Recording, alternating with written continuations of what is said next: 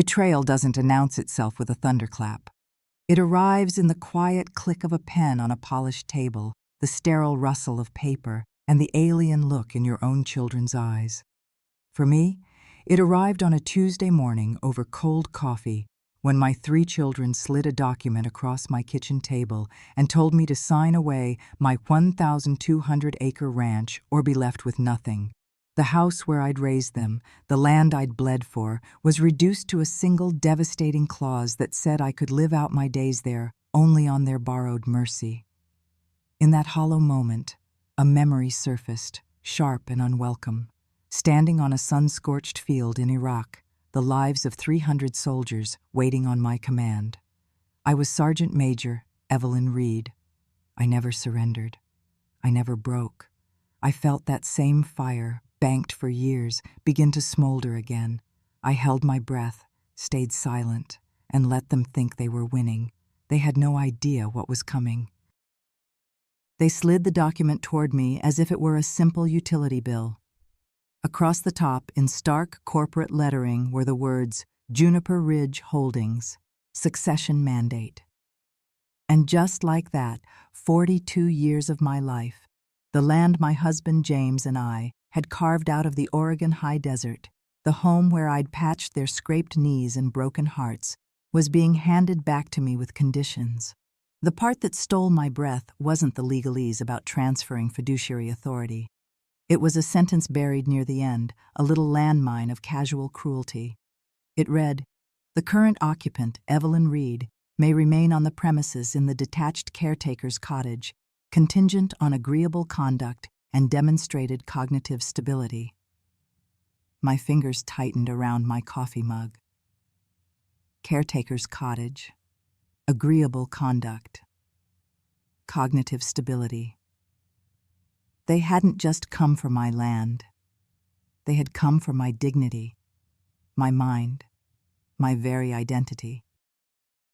Caleb, my eldest, was the one who broke the silence. He was always the boldest, cloaking his ambition in the language of pragmatism. "We just want what's best for the ranch, Mom. You're not getting any younger. It's time we took over the heavy lifting. This gives you security."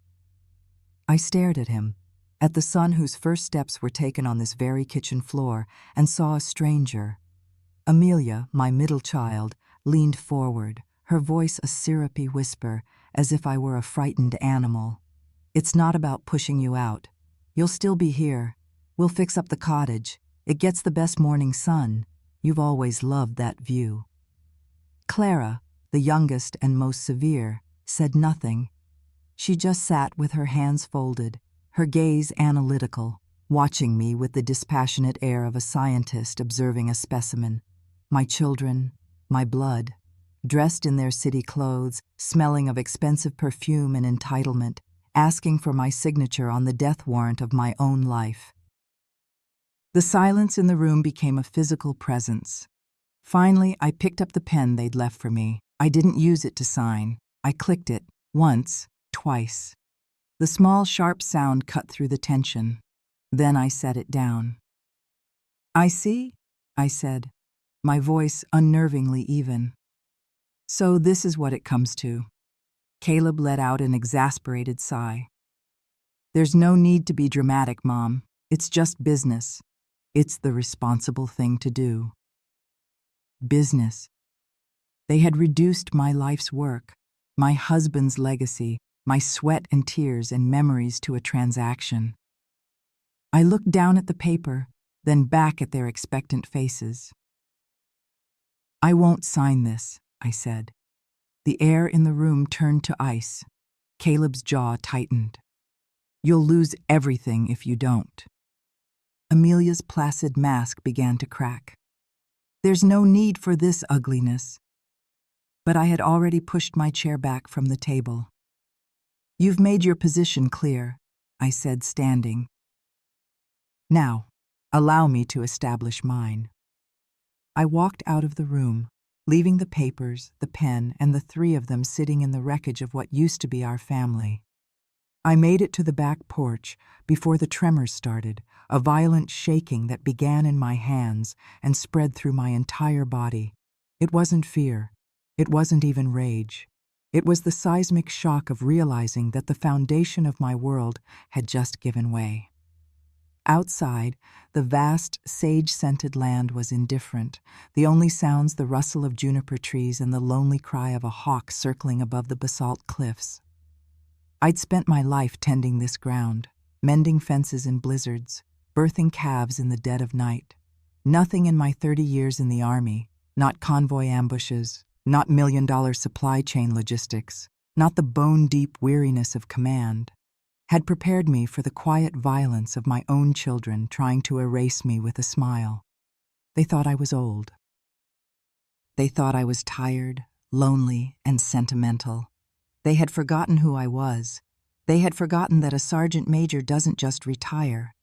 She regroups, she resupplies, and then she counterattacks. If you've ever been pushed to the very edge by the ones you love, you know that moment. The moment sorrow burns away and leaves behind something cold, hard, and unbreakable. I didn't just walk away from that table. I walked into a war, a quiet one, a smart one. A war I didn't start, but one I was damn well going to finish. I stayed on that porch until the sun bled out behind the Ochoko Mountains, painting the sky in brutal shades of orange and purple. The wind picked up, rattling the tin roof of the barn. My coffee was a cold, bitter weight in my hands. Inside, I could hear their muffled voices, a committee meeting where my life was the sole agenda item. They were still there, strategizing, assuming I was out here falling apart, preparing to capitulate. They were wrong. When the house finally fell silent and I saw the headlights of Caleb's SUV disappear down the long gravel drive, I went back inside. The offending document was still on the table, a white flag of their intended conquest. I picked it up, not to read it again, but to feel its weight, its audacity. Then I went to my study. I didn't sleep. I didn't cry. I initiated a tactical review. For the past year, their concern had felt off, cloying. Clara's sudden questions about my will. Amelia's offer to help with my mail and online banking. Caleb's constant talk about the future, about legacy, about simplifying. It wasn't concern. It was reconnaissance. They were probing for weaknesses, gathering intelligence, preparing the battlefield. They saw a 71-year-old widow. They overlooked the sergeant major, who could still field strip an M16 in the dark. At 0500 hours, I brewed coffee, black, strong, the way I drank it on deployment. Standing at the window, watching the first light creep over the ridge, I knew I would not be fighting a defensive war. From the back of my closet, I pulled out a heavy, fireproof footlocker. It held my service records, James's medals, and the original deeds to the ranch. Tucked inside an oilskin pouch was something I hadn't looked at in decades. The original 1948 survey map of the property. Juniper Ridge wasn't just a ranch. A significant portion of its western boundary abutted an old military thoroughfare used during World War II for supply convoys. James had never cared for the historical minutiae, but my job in logistics had taught me that history, regulations, and paperwork were ammunition. I had kept everything, and I had a letter from the Bureau of Land Management from 1987 confirming that a specific easement on that thoroughfare had never been fully decommissioned. The land wasn't just mine, it was historically significant. By noon, I had organized 3 folders. The first contained every legal document pertaining to the ranch's unique status. The second held personal correspondence, bank records, and emails from my children that, when read in sequence, painted a clear picture of premeditated coercion. The third folder, still empty, was labeled counteroffensive. I picked up the phone and dialed a number I hadn't called in 4 years. He answered on the second ring. Elias Vance. His voice was a low gravel, unchanged by time. Elias, I said. It's Evelyn. It's time. There was a pause, not of confusion, but of understanding. Elias had been a master gunnery sergeant in the Marines. We'd served on a joint task force together. He understood command, and he understood loyalty. Where and when was all he asked. He arrived before sunset, his old Ford truck kicking up a cloud of dust. He was thicker around the middle, his face a road map of hard years, but his eyes were the same, sharp, assessing, missing nothing. He sat at my kitchen table and I slid the first folder across to him. He spent an hour reading, his only comment a low whistle when he saw the 1987 BLM letter. "Well, hell, Ev," he said, looking up. "This isn't just a ranch. It's a federally protected pain in the ass for anyone trying to develop it." "That's the idea," I said. He nodded, a slow, grim smile spreading across his face. "They think you're weak because you're grieving. They forgot you're grieving because you buried a warrior, and that makes you twice as dangerous." I told him I didn't just want to block them. I wanted to build a fortress so high they could never try to scale it again. "Then you need more than me," he said. "You need Silas Blackwood." I had already made the call. Retired Judge Silas Blackwood was a local legend, a man who lived in a remote cabin with no cell service and a deep-seated contempt for corporate greed. He didn't argue the law. He wielded it like an axe. My appointment was for 0800 the next morning. That night, I didn't walk the perimeter of the house. I walked the fence line of the entire ranch, a 5-mile trek by flashlight. Every post, James and I had sunk into this hard, unforgiving earth. Every strand of wire we'd stretched tight against the wind. It wasn't just property. It was a testament. They wanted a war of paper. They were about to discover I was the one who had written the field manual. Silas Blackwood's cabin was exactly as I'd imagined, solid, weathered, and unadorned.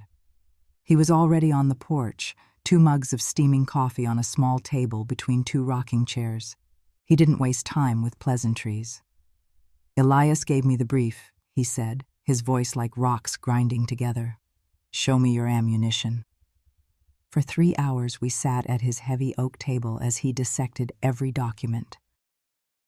When he got to the clause about my cognitive stability, he stopped, looked up at me over the rim of his spectacles, and a dangerous glint appeared in his eyes. "They put that in writing. Amateurs. They're trying to build a narrative of incompetence.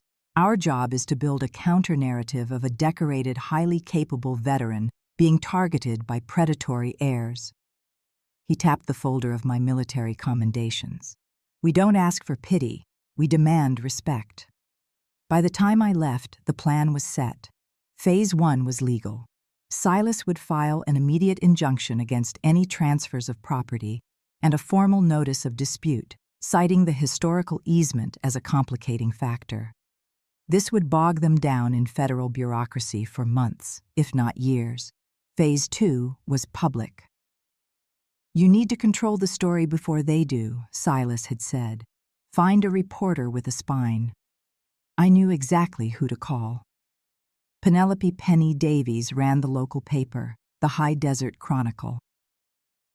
We'd clashed once over a zoning issue, but she was fair, dogged, and had a reputation for defending the underdog. I called her directly. I laid out the facts, my voice devoid of emotion. I told her about the document, the clauses, the military history of the land. I didn't ask her to take my side. I asked her to investigate the truth. She was at my door the next morning. The 2 days while I waited for her story to run were a blur of methodical preparation. I froze co-signed accounts. I changed passwords. I scanned and backed up every relevant email. It wasn't about anger anymore. It was about discipline. It was about reestablishing command and control over my own life. On Thursday morning, Penny's article went live online. The headline was stark. "Decorated veteran and rancher pressured to sign away historic land. Clauses citing mental clarity raise questions of elder coercion." The story didn't just report the facts, it framed them within the context of my 30 years of military service. contrasting the woman who had managed multi-million-dollar logistics in a war zone with the woman her children were trying to portray as incompetent. The story spread, not like a wildfire, but like smoke, seeping into every corner of the county. The phone started ringing. Old friends from the VFW, the owner of the feed store, people who knew my name meant something. It meant integrity. It meant I was the last person to back down from a fight. Caleb called first. I let it go to voicemail. Clara sent a text. "We need to talk. This has gone too far." I powered the phone off. I had spent a lifetime listening to them. My silence now was a weapon, and I was finally learning how to use it. That evening, at the local diner, the waitress gave me a free slice of apple pie. "For standing up for yourself, Evelyn," she said. Elias met me there, a copy of the paper folded on the table in front of him. He raised his coffee mug. "The first volley has landed, Sergeant Major." I nodded, taking a sip of my own coffee. "This is just the beginning," I said. And it was. I had drawn my line in the sand. Now they were about to learn what it meant to have crossed it. The silence from my children was the sound of them regrouping. On Monday, Amelia's pristine SUV pulled up to my gate. She didn't drive in, just sat there for 10 minutes before getting out. She walked to the porch, her expression a careful blend of concern and reproach. I met her at the door. "This has gotten out of hand," she began, skipping any greeting. "The article? People are talking. Caleb's firm is asking questions. We need to handle this as a family."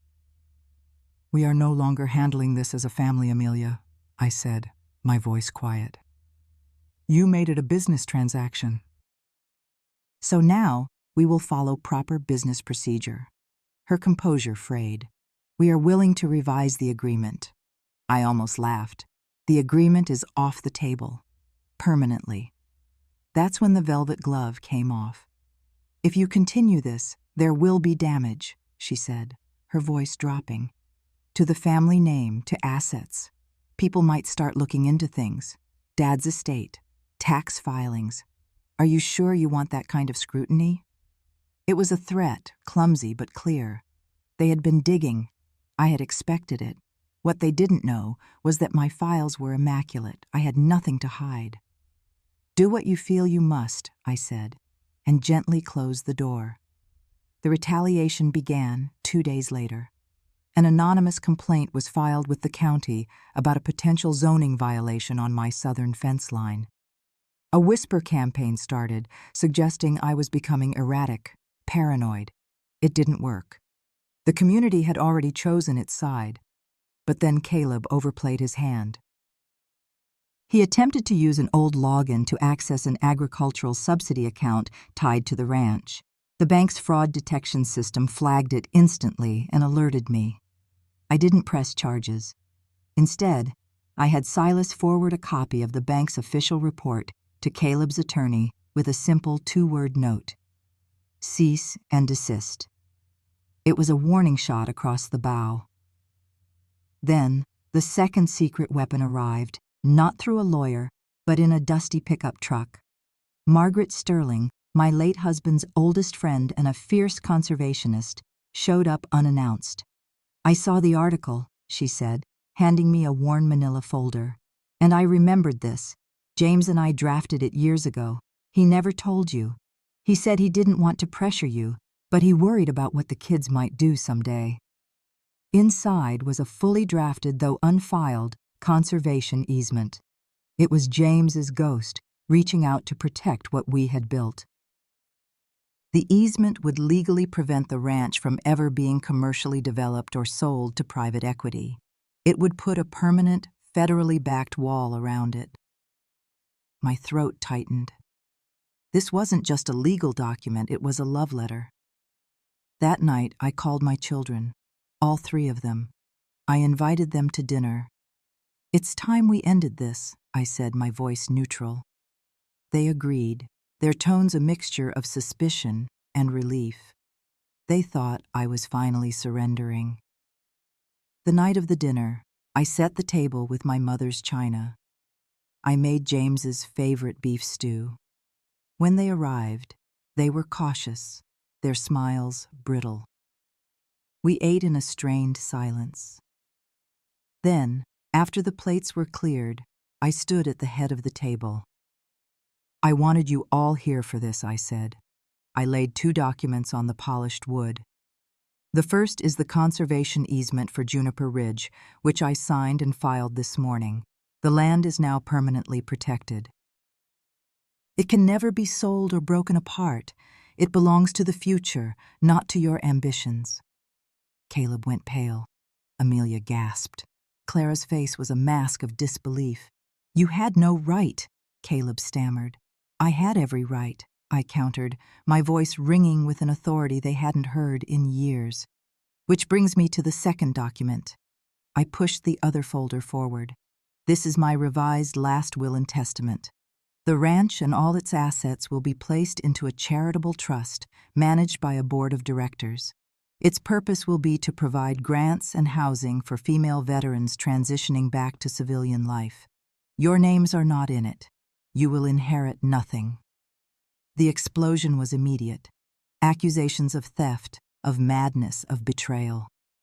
In the midst of the chaos, Amelia screamed. She was always like this, always the soldier, never the mother. I looked at her, my heart not breaking, but hardening into something resolute.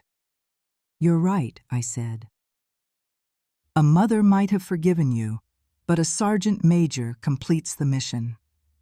I had arranged for a sheriff's deputy to arrive at 8 p.m. to serve them with official restraining orders, barring them from the property. As his knock echoed through the house, silencing their rage, I felt a profound sense of peace. The war was over. I had secured the territory. In the quiet aftermath, the house felt different, lighter. The legal battles fizzled out.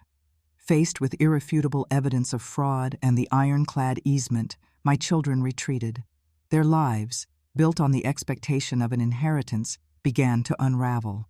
Caleb's firm let him go. Amelia and her husband separated. Clara moved out of state. I received one letter from her months later. It contained no apology, only a single telling sentence. "I never understood how you could love the land more than you loved us." I folded the letter and put it away. She still didn't get it. I didn't love the land more. I loved what it represented: hard work, integrity, and a promise James and I had made to each other, a promise I had refused to let them break.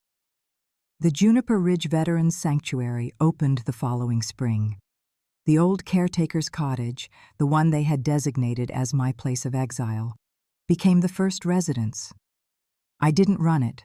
I simply lived there, a quiet presence on the land I had fought to save. Sometimes I'd sit on the porch with the women, listening to their stories. They were stories of battles fought abroad and at home, stories of being overlooked, underestimated, and discarded. They were my stories, too. One evening, watching the sun set over the mountains, one of the younger veterans sat beside me. "You know, Sergeant Major," she said, "back in basic, they told us the toughest fight is the one after the war is over." I looked out at the land, at the new cabins where lights were beginning to glow, at the peaceful expanse of sage and juniper stretching into the twilight. "They were right," I said, a small, genuine smile finally reaching my lips. "But there's nothing wrong with a tough fight. It's how you know you're still alive." Legacy, I realized, wasn't about what you leave behind for your bloodline. It was about what you build for the future, for those who share not your name, but your scars. And on that land, under that vast Oregon sky, we were all survivors. We were all home.